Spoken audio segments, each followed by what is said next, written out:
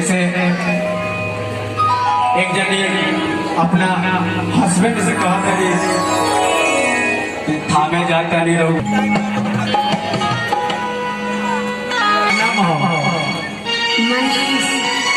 पढ़े लो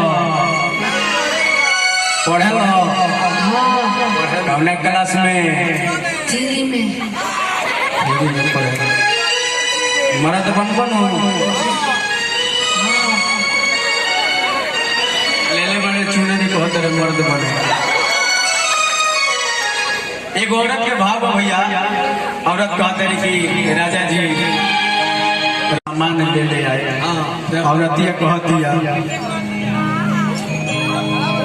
कि थावे तू जय हो चुनरी।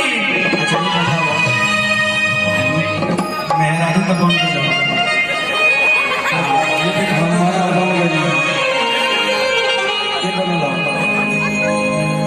डांस करे लो तब